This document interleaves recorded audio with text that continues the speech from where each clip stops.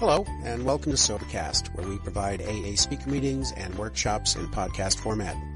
We're an ad-free podcast, and if you enjoy listening, please help us be self-supporting by visiting Sobercast.com, look for the donate link, and drop $1 or $2 into our virtual basket. We hope you enjoyed the podcast. Have a great day. I'm Bill. I'm an alcoholic.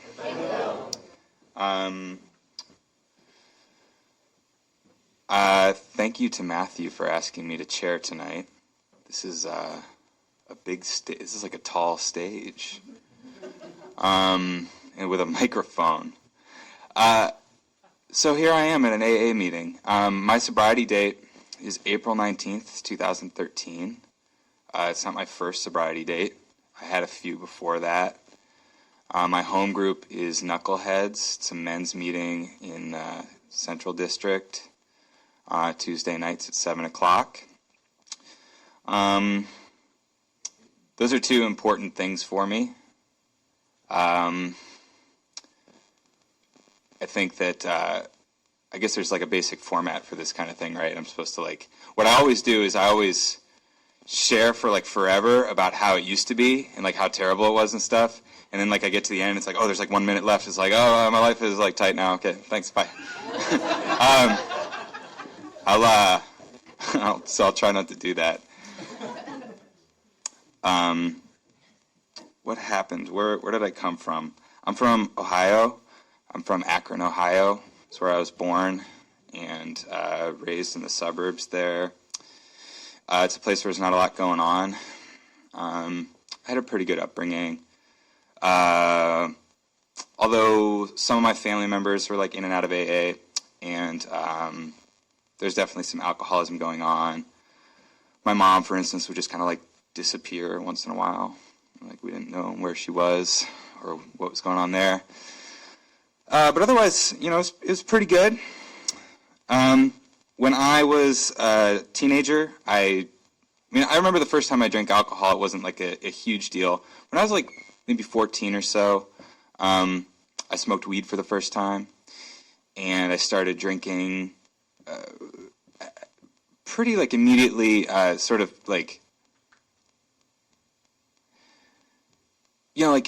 became a teenager, I kind of felt nobody understood me. I guess that's probably kind of normal.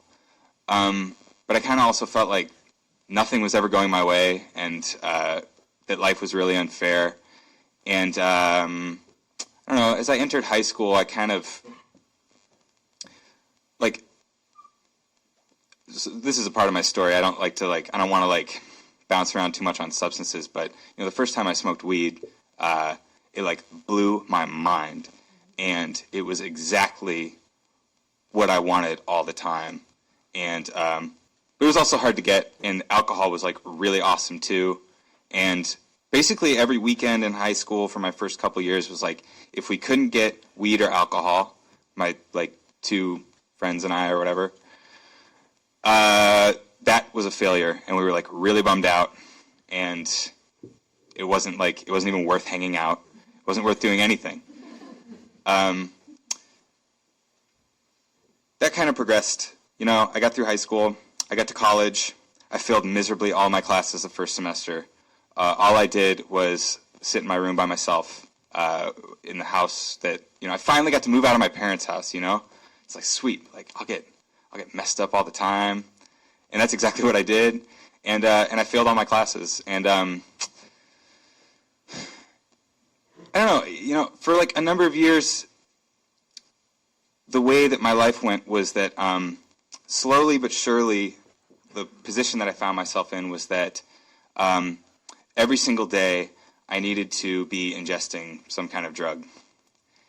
And then over a little bit more time, all the time during the day, I needed to be ingesting some sort of drug. I didn't feel like it was possible to live without it. It was what a terrifying notion. To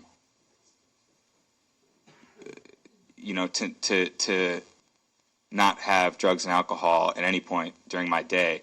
If I was going to the bank, I had to get high. If I was doing homework, I had to get high. If I was going to visit my grandpa, I had to get high. And I kind of like found myself in this position where I knew a little bit what was happening, which was like, like, I definitely can't control this. But it's what needs to happen. So I lived that way for, a number of years. I got arrested once. I drove drunk a lot, but I didn't get any DUIs. I didn't get into any major external trouble, I guess, like, I consider myself a fairly high-bottom alcoholic. However, there's a tradition somewhere over here that says, the only requirement for AA membership is a desire to stop drinking. If you follow that through, if I have a desire to stop drinking and I can do it, I'll just do it. I could not do that. So when it got bad enough, and for me it was kind of like wrapped up in, along with a relationship, basically I was with somebody that kind of threatened to leave. I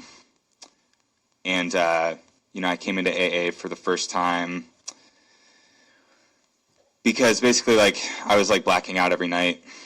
And there were a lot of days where I'd be like, I'm not going to drink today. And that, that wouldn't happen. I was hiding things from people. I would kind of hit, like, different bars by myself. I was a very, like, isolated drinker. I just wanted to, like, nothing to do with anybody because people, like, could hurt me, or, like, kind of I'm a big time, like, people pleaser. So, like, people could, like, ask something of me and then I'd be, like, obligated to, like, do that for them, whatever it is. I didn't want anything to do with that. I just wanted to be by myself and just kill all my feelings. And so I could, like, hop to, like, a different bar and, like, get a drink at, like, one bar, and then the bartender wouldn't judge me, so I'd, like, go to the other bar. And then the same thing with, like, corner stores and gas stations and stuff. I guess where it really came into play was, like, when I turned 21, because it's like, oh, there's, like, alcohol everywhere, and I can go everywhere, and I can bounce around. And so the first time I came to AA, I came to a meeting. I kind of knew that all I knew about AA was that there's this thing called AA, and when you go there, it fixes your problems. I knew that it existed for a while, and in the back of my head, I knew that at some point I would have to end up there, and that when it got bad enough, I would end up there, and that's just where the wall would be, and that would be okay, and whatever. And, as long as that day wasn't today, I would just keep on keeping on. And that day came. I went to an AA meeting, and I sat down, and everybody was going around the room, and they were saying, my name is so-and-so, and I'm an alcoholic. And then it came to me, and I said, my name is Bill, and I don't know what's happening. And then I started crying, and I don't know what I said after that. And I think everybody kind of awkwardly, probably at some point, somebody said, thanks, Bill.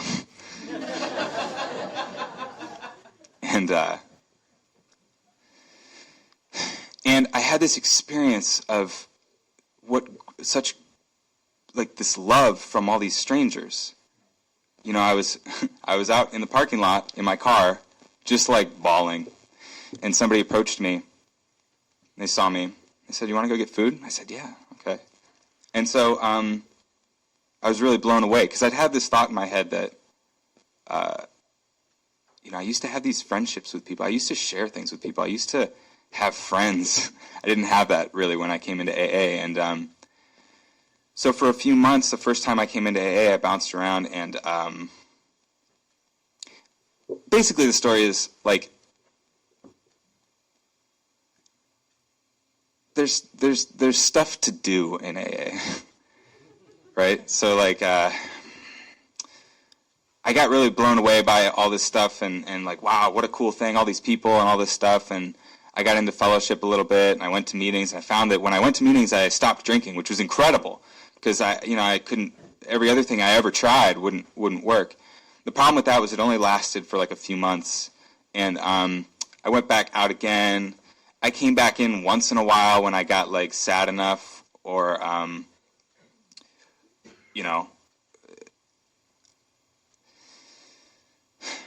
my experience is that I had to become really miserable to really come into AA and like work it, do those.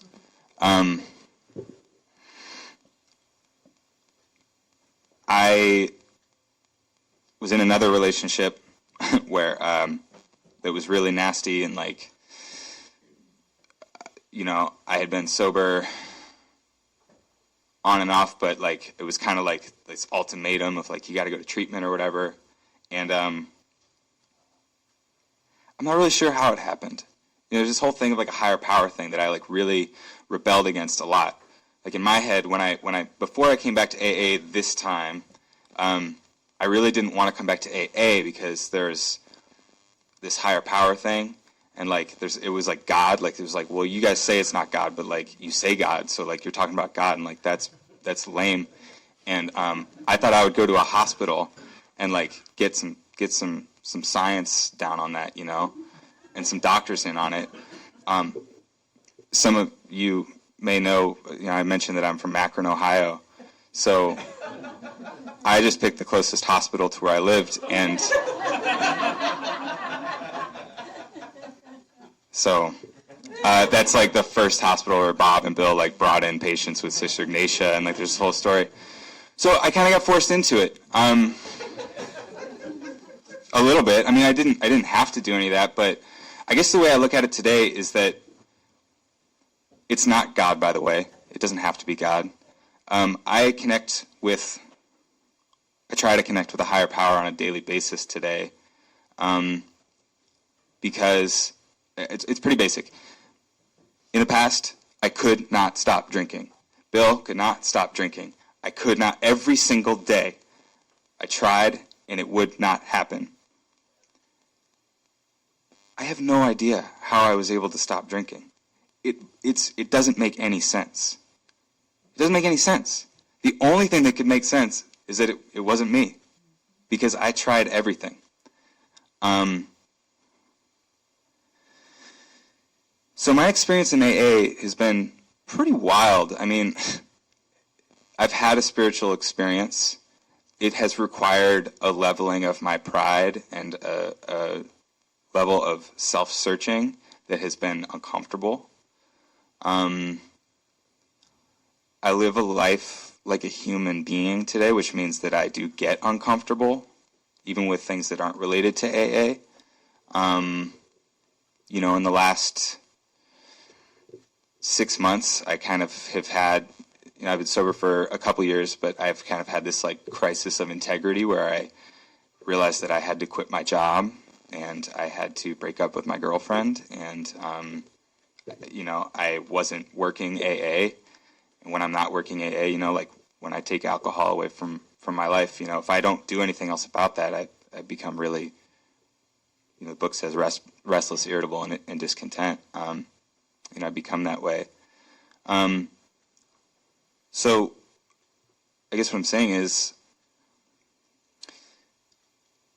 through working the steps, through coming to AA and doing some key things that took me a while to do, because like I fought tooth and nail. Well, eventually I got miserable enough that it's like, okay, yeah, I guess I'll try a sponsor. Okay, yeah, I guess I'll work the steps. Really? Okay, yeah, I guess I'll pray every day. It's been a series of like plateaus of like, man, I really don't want to have to do that. But the way that my mind works, man, I really do have like a spiritual malady. I'm a really selfish guy, and it gets me into trouble. And what I've found time and time again is when I really like actually commit to taking the action involved, outlined in this book that I was going to read something from, but I got 45 seconds left. Whenever I take that action involved, whatever the next right step is, or whatever's right in front of me, I feel better in a way that I never was ever before in my life. So I don't take my sobriety for granted at all, ever. It's actually likely that I won't stick around, I may not be here in a year or 6 months or 10 years or whatever. The diseases of alcoholism is like pretty intense. But that's why I just, I don't take anything for granted, but I'm super duper grateful for this program. And I hope that made sense. I'll stop talking now. Thank you. All right. Hi, I'm Elizabeth, and I'm an alcoholic. Hi, Elizabeth. I'm really happy to be here tonight. First thing I always do when I'm asked to speak is pray to my higher power that I can be humble and tell the truth. So I guess I'll start off just kind of telling you about my upbringing and how I came to Alcoholics Anonymous. I grew up in Illinois, and I had 2 siblings, and we had an alcoholic father. And I always told everyone, like, it was like an occupation. I was like, oh yeah, my dad is an alcoholic. Like, it was just something, like, it wasn't a big deal. And so we grew up that way, like, my sister would come home, she's like, I just saw Dad getting a DUI at the 7-Eleven. So, and then he'd come home and, like, we wouldn't talk about it. And then he said, I picked up bicycling. Like, I'm going to start riding my bike to work. And we're all like, yeah, it's for health reasons. But so that it was just kind of like, let's not talk about, like, seriousness of this disease. Let's not even acknowledge that it's a disease.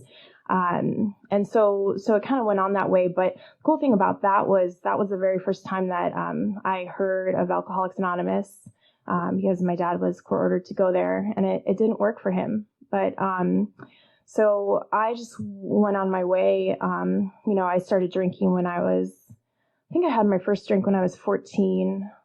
Started drinking a little bit more when I was 15. And then when I was 16, that's when it really started. I was a weekend binge drinker. I couldn't wait to get through that week of school so that I could drink with my friends on the weekend. And when I was 18, I got a fake ID, and I started going to bars, and no one really questioned me. I lived in sort of small town, Illinois, suburb of Chicago. And so, I was the kind of girl, before I had my fake ID, I would befriend the homeless people and ask them, to go buy me alcohol, and I would give them a few dollars. And, I had all these secrets that I didn't realize that I was keeping secrets, but they were definitely things that I felt shame around. And part of it was that I also used to black out a lot when I drank, and I would destroy friendships. And luckily, I was in a school that was big enough where I could just get new friends. And that started to wear on me. That I see today was not the way that I wanted to live my life. Just using people and hurting people and moving on to the next one. So I carried that with me. And I think I thought deep down I was a bad person. And so, when I was 17, my mom married my dad's boss. And that was just like, oh, okay, well, that's just like another normal thing that everybody does that, right? So there's all this stuff that I'm like stuffing down and not wanting to walk through. So when I was a teenager, they put me on all sorts of antidepressants and mood stabilizers because I became suicidal. And again, I'm just not dealing with my emotions. I'm just kind of going along using alcohol on the side. They said, oh, you can't drink alcohol with these medications, but you're not of age anyway, so you're probably not drinking, right? And it's like, yeah, probably not. But I loved alcohol, and when I went away to school, and I continued to drink and stuff all my problems down, picked up some other interests besides alcohol, and I was miserable and my life was very small. I had a few friends who drank like I did.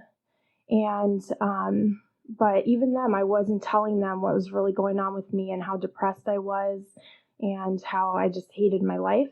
But if to the outside, person, they would see that things looked like they were going pretty well for me. And I hadn't lost everything. And when I graduated from college, I packed up everything I could in my car and I drove out to Seattle. And my mom's twin sister lives out here at Green Lake. And I knew I wanted to be here. And I knew I wanted to live on Capitol Hill so that I could stop driving drunk, that I could walk to all the bars. And that did happen. I stopped driving drunk when I moved here, so that I thought that was an improvement. But what happened was things became more clear to me that it was pretty dangerous what I was doing. Living in a city where I would just walk home blacked out, and I lived with I met someone on Craigslist and we decided to, he was looking for a roommate, and then of course we decided that we were going to date, and so he was also possibly an alcoholic, and I just continued this spiral of just unmanageability in my life, and I thought that, I was just drinking because I'm in school or I'm in high school, I'm in college, like that's what everybody does. And then I moved out here and saw that my alcohol consumption was like getting worse. And by worse, I mean, I was drinking more. I could see it either way, but, so something happened one morning. It was a Sunday. I woke up and I thought, I can't do this anymore. Like something's got to change because the anxiety wouldn't go away. I couldn't drink it away. So I looked up an AA meeting, and I have no idea how that happened that one day where I just thought, I'm going to look up an AA meeting. Like, I don't know where that came from. So I did that. I smoked a bowl, and then, the meeting didn't start till 5. So I made it to that meeting that night though. And, this man there, it was the, Capitol Hill Lano Club. He gave me a big book and he said, read the first chapter and bring the book back to me next week. And so, I thought, well, I have to return this guy's book. So I better read this and go back to that meeting next week. And I did, and I kept going to these meetings at the Lano Club there. And about a month in, a woman reached out to me, and she said, I can be your sponsor if you want. And I said yes. So that's really when things started changing for me, when I showed some willingness to try sobriety, because I was coming to meetings and I was drinking in between. And I quit drinking, and I continued to smoke pot for about 3 months. And I lied about it to my sponsor because, I just didn't tell her. But I thought it's Alcoholics Anonymous. And so I mentioned it to her one day, like, oh, people still do other stuff, right? And she was like, no, we don't do that. And so I, eventually changed my sobriety date, and actually going to have 6 years in a few weeks here. And I have no idea how that happened. I think I'm just getting older, but it's just one day at a time. I'm staying sober. And it's because I am in the middle of Alcoholics Anonymous. Like, I don't know how else to say it, because it's not like I'm doing anything different from anybody else in here. Like, I'm just going to meetings. I got a sponsor, and I work with a lot of women in the rooms, and it's saved my life. My 1 year sobriety birthday, the night before, I was hospitalized for suicidal ideation, and the first time I had a breathalyzer. And I told the doctors, well, that's the problem, because I'm sober, and I just didn't know how to live, and I didn't know how to live without something altering my mood. And I learned how to do that in here, and I really suggest hanging around and trying the steps. I really balked at them. I didn't actually finish the 12 steps for about a year and a half, and I believe that when I started making amends and starting to face the world again is when I felt some serenity. So it took me a while to have that turnaround, but then ever since then, things have been kind of like a spiral up. And it's not always consistent, but I can say in the last year or two, I've felt a lot of peace, more than I ever have. And the relationships that I have with the women in the rooms, especially my sponsor, it's just, I would never want to give that up. My sponsor and I tell her everything, even when I feel like I'm a horrible person for whatever I did. I tell her, and then we talk about it, and it takes that power away from it, and it makes me realize that, that I'm still alcoholic and I have that mind, but then also just that, like, remembering that there is a different way to live and there's a solution, because I didn't know that before. When I came in here, I thought that I was just going to have to not drink so that I would stop doing these horrible behaviors. But then I realized that, I'm still doing them, but I'm aware, and that awareness for me is a gift today. But when I first started feeling it and I thought, oh my gosh, I'm getting worse, it was because I wasn't numbing out anymore. And I had to go through that and that pain to like push through to get to the other side where I could start changing and acting as if I didn't have those character defects. So it's been a hard journey for a while there, but I find when I stick to the program, and for me it's a balance. It's I think I did Alcoholics Anonymous alcoholically when I was new, and I didn't know what else to do with my time because I didn't really have any friends. I'd only lived here for 9 months in Seattle, and the only friends I had were my bar buddies. And so I've made so many friends in these rooms, and it's because I show up, and I'm not trying to brag, but it's like it's about showing up, and I think part of it's for me is I didn't know where else to go. It's not like I had this wonderful program. I have to be here. This is where I hear you guys talking about what's happening in your lives and how you're getting through it. And it gives me hope. And I need that, because when I stay away from you for even a week or two, I feel it. I feel like that anxiety coming back, and I can't afford to let that come back in and rule my brain, because it will take over. And that's why I like to hear people's stories about when they go out there and things get worse or they're the same. That sounds like hell to me. I don't want to go back to that. I never knew who I was before I came in here, and now I get to kind of like mold and form my own life and change my perspective of who I am, because I didn't like who I was before when I was drinking. And this is like a new opportunity for me to show up in a different way. And I love Alcoholics Anonymous because of that. And it's a foundation of my spiritual life. It's not the only thing that I do, but I need it to be there as a base, as a platform for me to grow. Because if I'm not growing, I'm dying. If I'm not in here trying to live a spiritual life, then I'm just stagnant, and I don't like that. I don't know if it's an alcoholic thing, but like I can't just sit still.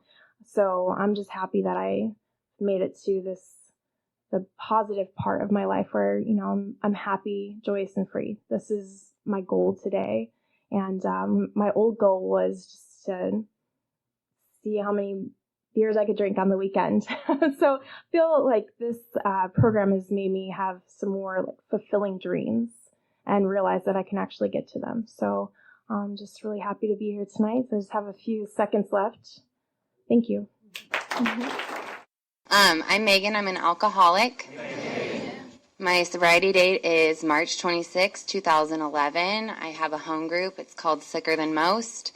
It's held on Friday nights at 8 p.m. And I have a sponsor. Her name is Michelle, and she's absolutely phenomenal and a real go-getter, you know. I'm an active participant in Alcoholics Anonymous and in my recovery today. And so what I kind of wanted to talk about today was kind of how I got here, what happened, what it was like. But I mostly want to talk about, like, what I do today to maintain my spirituality. So how it all began, like, I am under the assumption that, like, I was different when I was little, right?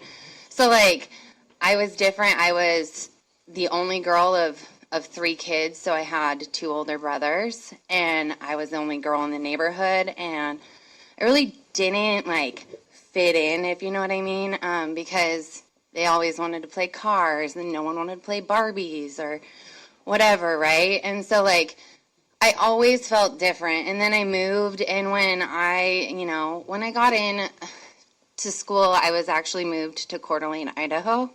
I don't know if anyone knows where that's at, but it's a little bit smaller. I'm actually born in Redmond, but I moved there when I was 6. So I always thought that I didn't fit in, and so I would do things to, like, I would lie, and I would make myself look better. Like, Mom, I didn't do that. Like, my brother did that, right? Like, I'm really good at lying and making my mom believe it, right? So that was, like, a first sign for me when I was little, is that, like, I was really good at getting what I wanted. Like, manipulation is my number 1 character defect. So, like, going on, like, further, like, my first drink was phenomenal. The hangover was horrible, right? I was 13 when I took my first drink, and I got to be who I wanted to be because I was so busy manipulating people to believe, like, what I wanted them to see, that I took that drink, and what happened was, like, pure freedom. Like, that became my solution. But the hangover really held me back for a little bit, right? Like, that was not fun. I was at a hotel, and the next day, the worst hangover, and my mom took me on a lake drive. So that kind of held it back for a little bit, right? So progressing through, because I'm trying to keep it short, right? I just continued to drink, and when I drink, I would drink to black out. Like, that was my deal.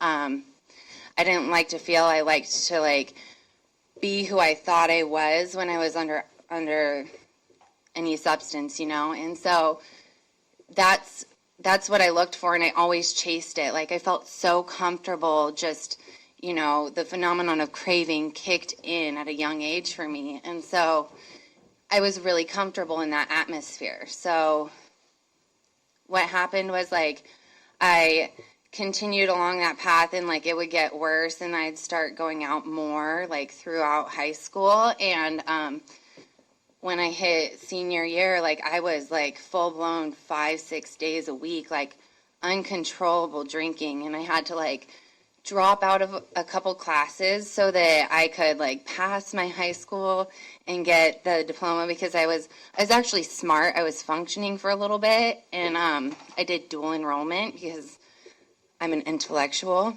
So so I tried to do that while maintaining my drinking, and it wasn't working. So that was one of my first signs. And also, when I was in high school and I was in my senior year, like, I got blacked out drunk, and I tried to kill myself. And that's when my mom was like, maybe you have a problem. Maybe you're an alcoholic. And I'm like, no, I'm not an alcoholic. I'm not going to therapy. I'm not doing what you tell me, because I know what's best for me, and what's best for me is complete oblivion. So that's what it looked like, and from there out, like, I was, like, uncontrollable, like, drinking all the time, like, doing whatever I could so that I could get by. So that's what it looked like for me, and it happened, and I got sober at 22. And by the end of my drinking, I was suicidal every day. Like, I woke up wanting to kill myself because I didn't know what else to do. I couldn't stop. And I'd go to bed being like, this is the last day. I'm not doing this anymore. I can't control it. Like, I'm going to try and control it by not drinking tomorrow. That's a good idea. So I do that. And then I'd be out by the next day, like, let's say 10 o'clock in the morning. Like, I woke up, had the thought, and it passed. Like, I couldn't stop. So I was out of control with my drinking, and I couldn't control it whatsoever. So if that isn't a first step, I don't know what else is. So I tried to stop, and my parents caught me because, like, I was stealing from them, and I was taking out payday loans, and I was doing all this stuff, and I got caught. And so I stayed sober for about 30 days, and then I couldn't control it. Like, I was white knuckling it. I don't know any white knucklers in here, maybe. White knuckling it. And so, like, I stopped, and then the time came. The phenomenon of craving kicked in hard enough, and I went back out. And I tried to do it again by myself because, like, my parents, I got caught again. That's my thing. I like to get caught. I was sober for 2 weeks, and then I went back out. So that phenomenon of craving just kept coming back, and it kept coming back with a vengeance. Like, it was out for me. And that's a really scary spot to be. So, like, by the third time I got caught, I was like, I give up, complete surrender. Like, I don't know how to do this. I can't go on this way. And that's when I called a friend over. She was living in Shoreline at the time. She had gone through detox, and she was in Oxford. And so I was like, help me. I don't care, like, what is it that I need to do? And she's like, well, Lakeside Milam's a good treatment center. So, like, basically I was, like, trying to appease my parents at this time. And I called Lakeside Milam, and I got a bed, but not for a month. So I got to be back out for a month, and that was fun. And so I actually, yeah, that's fun. I can't control it. A phenomenon of craving. Love that. And so basically I, full swing until I got here. And I was actually one of those happy people in treatment because I was so defeated, and I hated myself, and I couldn't look in the mirror, and it was complete, demoralization, like, I can't remember the first word, but I'm not very good at quoting a book. So I had arrived, I was happy to be there. Not a lot of people were, but I knew that there was a way out. I just didn't know how to stay sober, right? And so I got into Oxford after I got out, and I guess I'd like to say I'm of the educational variety because, like, there was 2 years where, like, I would do work in the program, and I was still really toxic, and I was still doing things like stealing and cheating on, like, Oxford rules and from my work. So, I mean, I was sober, but I didn't have recovery. So, what happened was I ended up having a sponsor that, like, it just wasn't working out because I didn't know really what it was to be of service in the rooms. And so I was sponsorless for 4 months, and that was really brutal.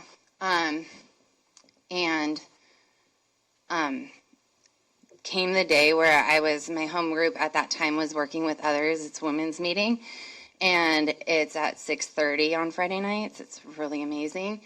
And I got a sponsor, and I started working the steps, and I vigorously started working the steps because I was at that point in my sobriety where, like, I was just as miserable as I was when I was out. So there came the work, and I vigorously did the work. And the funny thing is like, I didn't see it at first. Other people saw it in me when I started doing the steps, and I took a third step, and I worked through my 4th, 5th, 6th, 7th, and and started making the amends, and like the 9-step promises do come true. I was in Portland, Oregon, or Oceanside? I don't know. Ocean Shores or something. Seaside, maybe? I don't know. I was in Oregon, and my brother, I had to make an amends to him, and I had pawned his PlayStation 3, and I wanted to tell him. I know, some of those things we do out there, right? But I thought that was one of the main things, and like I went through like my little log of things on my little card because I get really nervous making amends, just like speaking. And so I was like, is there anything that I left out? And he's like, yes. And I was like, okay, here we go. And he was like, when you tried to kill yourself, like I was devastated. And it was a really good thing to hear, right? Like what helps me today, I guess I should say, is hearing the things that I don't want to hear so that I can grow as a result of it. Because like, I am never going to treat my brother that way. And I'm never like, I mean, I can't say never, but like I am actively working towards not doing those things today that I had told them, like, how can I make this right? So that's what I'm doing today, right? And the truth is like in recovery, through the maintenance steps, luckily, like, but I get to struggle in the room still, right? So, I actually just had a bout where like I was treating the people that love me like crap, and I didn't understand why. Like I'm like, why? And I pray, but like I wasn't meditating, I wasn't following 10, 11, and 12, the maintenance steps, taking an active third step. And I was wondering why. I'm like, why isn't it working? Well, the truth is that I wasn't diving into the steps of recovery, and I wasn't utilizing my maintenance steps. So that was a hard blow, but the truth is I'm so grateful for the people that are around me today because they're honest with me, and I get an opportunity to like right my wrongs. The 10th step is real, like in my life today. I promptly admit when I'm wrong today, and that's one of the biggest gifts other than sponsoring women. That is the highlight of my recovery today, is that I get to help walk another woman through the steps of Alcoholics Anonymous because it saved my life. And I'm super grateful that people want me to take them through the steps. I'm like, God, I'm crazy. Oh my God. Like, you really want me to take you through the steps? But the truth is like they see something in me that like I'm not able to see sometimes, right? Like I suffer bodily and mentally from the disease of alcoholism, and utilizing the steps like helps me like maintain my spiritual life, and it helps me have relationships with others today. And that's so important, and it's important to have a relationship with my sponsees today. And I show up. Like I never showed up when I was out. Like that was like the last thing on my mind. And sometimes the things that I don't want to do today, like when it's Sunday and I want to relax because it's not a work day, I don't necessarily want to. Well, I guess I should refrain from saying that. Like, I want to, I get to, because like my life depends upon Alcoholics Anonymous today, and like actively working the steps and seeing the light turn on in a woman's eyes, like after doing a 5th step or even a 3rd step. I mean, we all have different waves of the way we go through it, right? So, for me, it was a 3rd step. That was my favorite. But it doesn't matter. It's everyone's journey is different, right? So like allowing them to have their journey and not trying to impose an expectation on that is huge, because I have expectations all the time, right? Until I get put back into place, because I have people around me today that like call me out on my stuff. And that's huge. Sponsors, she likes to tell me I'm a storyteller. And so like when I do tell her my story, she's like, is that your story or is that the truth, right? Like, well, it's the truth and my story. Do you not get that? No, I'm just kidding. But I come to the realization, because I'm of the educational variety, that it takes me a little bit sometimes, but I get the opportunity to right my wrongs, and that's been my story as of recently, that like I get to do the active 10 step, and I get to meditate today. Like I got to meditate with my sponsee today, and it was so phenomenal. and I'm out of time, but it was so phenomenal. I'm so grateful that I get that opportunity because I owe my life to Alcoholics Anonymous. Thank you. Hello, I'm Terry and I'm an alcoholic. Matt's going to regret asking me to do this, but I appreciate him asking anyway. So my sobriety date is 3/23/2015. I have a home groups, Jaywalkers. I have sponsors, name's Chris P. I have a service position at Jaywalkers. I'm not sponsoring anybody, and I haven't yet. So basically, I'm just over a year into the program. How it was for me, I grew up in a small little town, poorest people you ever met, good family, good parents. They didn't drink around me. They were sober, at least in the house. They grew up with really, really alcoholic parents, both sides. We moved away from them when I was really young, so I didn't see that. I wasn't ever exposed to active addiction. Even growing up in a small town, I mean, for the most part, my parents didn't really party. We were busy just trying to make a living. We being them. Of course, we wanted to eat food, so we were happy that they were working hard, but for the most part, we were happy. I had a good childhood. I have no complaints. They loved us. They did the best they could, and so I have to say, I don't have a reason for being an alcoholic. My parents are not my reason for being an alcoholic. I had to ask myself that when I came into this program. Why am I an alcoholic? So the small town, I grew up there, graduated there. Most people probably don't even know where it's at. It's Sultan. It's way out, Stevens Pass area. It's on the way. It's really just the slow spot on the road, to be honest. And it still is to this day. It's just really a dead town. But my parents are still together to this day. They've been married for 52 years, even through the hard times. As I got older, and as you'll hear in my story, I should have paid more attention to what they were doing right instead of running away from them and that small town. So my first drink was in high school, my junior year probably. Nothing major, typical party. I was involved in the school, was a good student. Wrestling was my sport. Everything was good. Again, even school was good. Had no issues in school, out of school. But I was a little bit afraid of getting out of that small town, graduating, going off to college. Nobody in my family had done that, so it was kind of breaking new ground. It was exciting, but nerve-wracking at the same time. But I really was looking forward to leaving the small town at the same time. As much as I didn't know what was out there, I guess I was willing and ready.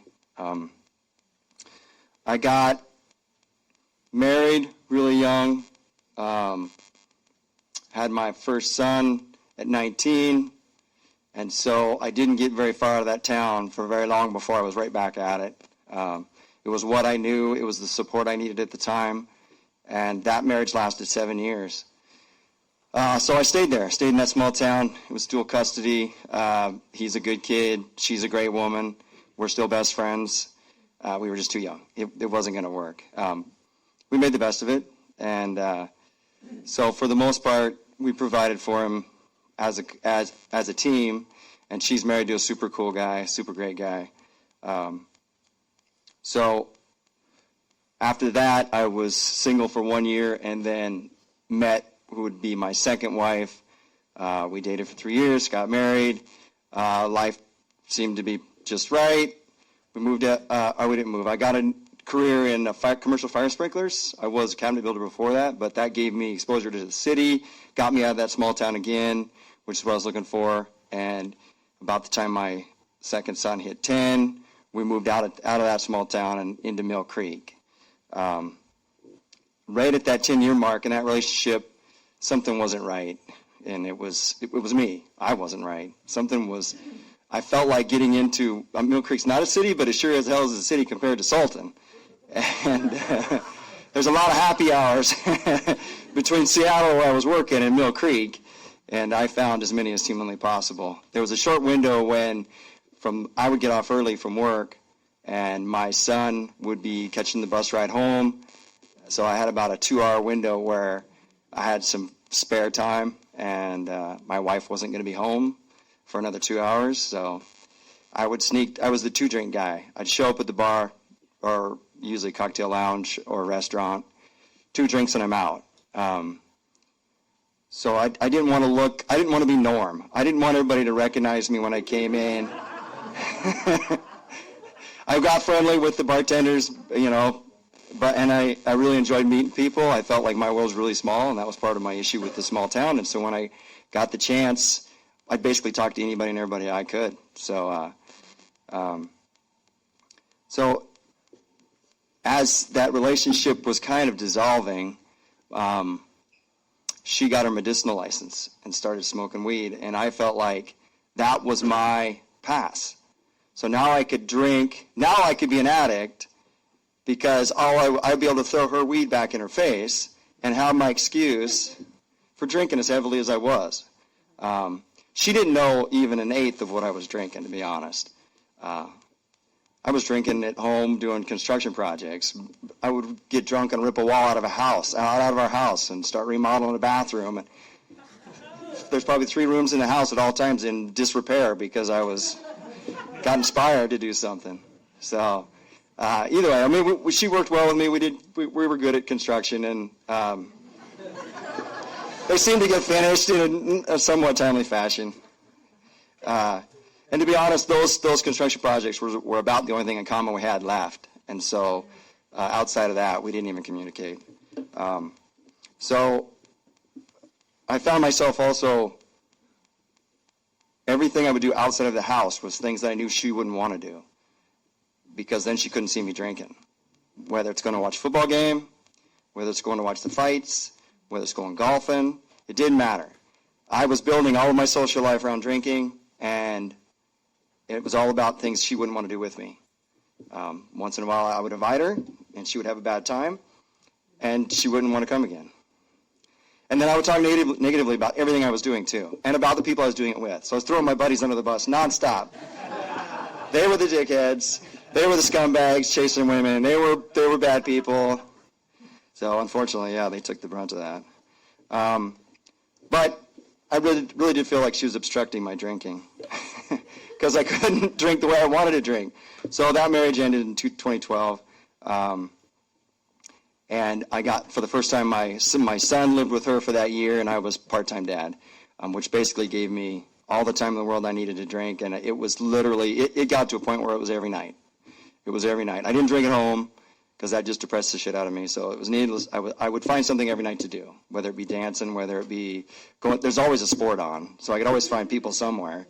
So eventually, he was only lived with her for that year. Then he moved back in with me, and I've been a single dad since then. I wasn't drinking at home, so he wasn't seeing it. He knew I was out a lot, but he's a smart kid, and he's 18 now, so he's fully aware. But back in last March, I got a DUI. I got pulled over going basically to meet a girl on a date. Halfway there, I got pulled over and thrown in jail. The hardest part of that, besides the concrete bed, is I couldn't get a hold of my son. He didn't know where I was. Not that, for a 17-year-old, that's probably not the biggest deal in the world, but for me, it was a crusher. That was a turning point for sure. And then the only person I could get a hold of to bail my sorry ass out of jail was the ex-mother-in-law. And so that's a very humbling moment if you've ever And at that point, my oldest son had gone through his own addictions. He went really dark and really heavy. He was one of those kids living under the overpasses. He was, matter of fact, I thought he was dead for 3 years. And his mom is the sweetest woman in the world, and she died right along with him when we couldn't find him. We didn't hear from him. He had been 3 months sober. He came with her, the ex-mother-in-law, to pick me up So not only am I facing my ex-mother-in-law, I'm facing my older son, who was actually relishing the moment to give me some shit about spending my time in jail. The DUI is what I needed. That was the push I needed. To be honest, when I got pulled over, there was a sense of relief. I was not going to argue my way out of it. I wasn't even going to disagree with him. I was ready. For everything, and I already knew what was coming. So I spent the night in jail, got out, went the next day and got the breathalyzer in my car. 2 days after that, I went and had the assessment at Milam, and I made sure that she was convinced I was an alcoholic, because you don't get deferment unless they agree that you're an alcoholic. And deferment was my goal from day one. I mean, it was as simple as looking it up on the internet. They tell you exactly what to do. You know what you're looking at. And I did not want it on my record. So I jumped into it as fast and furious as possible. I thought I was beating the judge to it. The truth is, it doesn't buy you anything. Sitting in that court, watching him go through 30 people ahead of me, no, there's no talking your way out of it. He's heard every story. And by the time he got to me, and I was literally the last person, my attorney was going to try to plead something for me, and I said, no, don't. Let's just don't. I'm already in Milam. We'll do that. We'll do the deferment. And Milam was awesome for me. To be honest, that the fact that they explained to me that maybe I had a chemical reaction to alcohol, maybe it's hereditary, maybe there are things beyond my control. It wasn't just that I was a mental defect, although I am, and I admit it. They gave me reasons for some of the poor decision making. I never really blamed alcohol for my stupid decisions. I really felt like I was using alcohol as a tool, partly to push the ex-wife away, partly to justify making bad decisions, especially as a single in relationships. Because I'd been married basically since I was 19 with a 1 year gap. So either way, I learned a lot. Milam, I'm a huge fan of it. I met some really impressive people there. There's one person in particular, she's not here tonight, but she will be listening to this. And I've said this to her, she saved my life. She was the one person, not the one person, she was the person that I attached to that showed me that I could still have a social life. I could still have a life, period. I could leave my house and not have to go drink. I could go to an event and not have to drink before the event. And without that, this would have been a hell of a lot more miserable for me, because I have to be social. I still have to be social. So the steps gave me tools, and I have a good sponsor, and he and I hit it off right away. Some just completely random guy at a completely random meeting that I wasn't even supposed to be at, that I was skipping a night at Milam because a girlfriend from Milam said, you should come to this meeting because there's a girl you should meet. So, and I met my sponsor there, so I was supposed to be there. There's a reason. I justify skipping the one night at Milam for that. As a matter of fact, it was my last night at Milam, so they just extended it one night. But so I still I still have to go to Milam. I'm in the third phase. After the year, it's a 2-year program, so I'm still going once a month. I still have to do a check-in. I still have to have my slips signed. But I've only got a minute left. I'll try to speed this up. I love the meetings. I go to a ton of meetings. I still have issues attaching to people, making contact. I'm not sponsoring anybody. I raise my hand, but I'm not really aggressively trying to really help people. I'll do things when people ask. But for the most part, I just do my part and go about it quietly. I have gotten really lucky, and I met somebody that's also in the program. And so we have many meetings. It only takes 2, right? So we literally talk AA, 2 hours a day probably. I mean, without beating a dead horse, we really do. It's really, she shares hers and I share mine, and we're building a life together with it. It's really impressive. It's something I never believed would happen or could happen, to be honest. In closing, it has done everything for me that this is actually where I should have been all along, to be honest. This is something that I should have been working on. This has forced me to look at myself and work on personal defects that have been there all along. That if I hadn't have gotten caught, it would have progressed. I didn't lose my job. I've had a 20-year career. It's been really good to me. Everything about my life is good. I have no complaints. I feel like a jerk saying that most of the time when I talk to people in meetings. The promises really are coming true for me, and I feel it. And my partner, she feels it, and I see it in her, and I am a true believer. I still don't have a real strong spiritual contact, but I absolutely believe in AA. I absolutely believe in everything I've learned here, and it's given me a lot of tools. And the world is my oyster. So, thank you.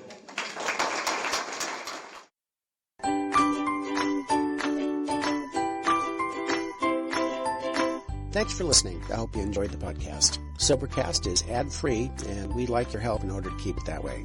So if you'd like to help us be self-supporting by pledging $1 or $2 a month, visit Sobercast.com and look for the donate links. Thank you very much.